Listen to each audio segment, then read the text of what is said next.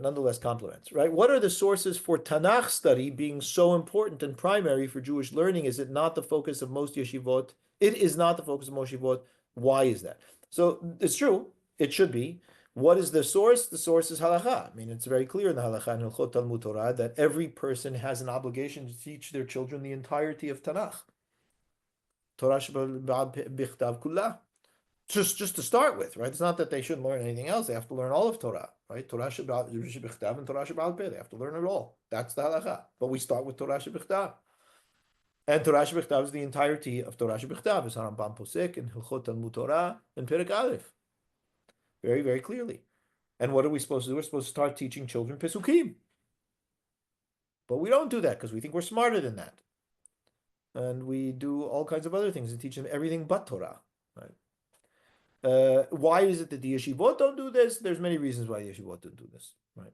One is because it's hard to get into, but it depends what you mean by the yeshivot. Do you mean the higher age yeshivot, the Jewish day schools? What is it that you mean? If you're talking about the Jewish day schools, in all honesty, and I don't mean this in a prejudice kind of way, the Ashkenazim ruined that, right? Because the idea started amongst the Ashkenazim with the Tosafot and other Rishonim that held that we no longer have to teach Mikra to children, Qua Mikra, that we can simply teach them Talmud because the Mikra is in it, right? Talmud Bavli is Kol Balul, right? Everything is mixed into it, which many people took and actually ran with.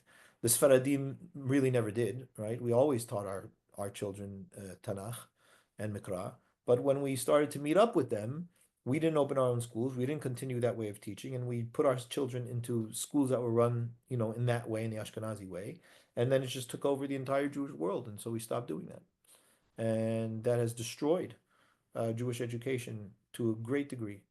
So you have children that are going through 12 and 13 years of education, if they're in Jewish day schools, their whole childhood, coming out knowing almost nothing about Torah. They may know some things here and there about Judaism in general, but they don't really come out knowing 12 years worth of Torah, which is what they should be coming out knowing.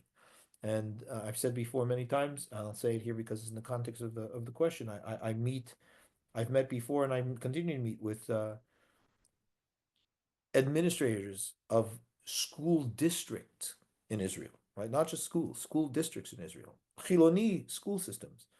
And I say to them, you're thieves because you're not teaching the kids Tanakh. It's not a religious thing. It's an identity thing, right? Every single Jewish child should learn Tanakh. Why? Because it belongs to them. That's why. And because if you don't give it to them, you're stealing from them something that belongs to them. And you are robbing them and castrating them of their own identity and heritage, which is the very source of their entire strength as a people.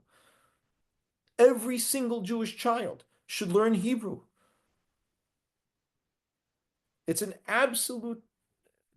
disaster that is not of the highest priority.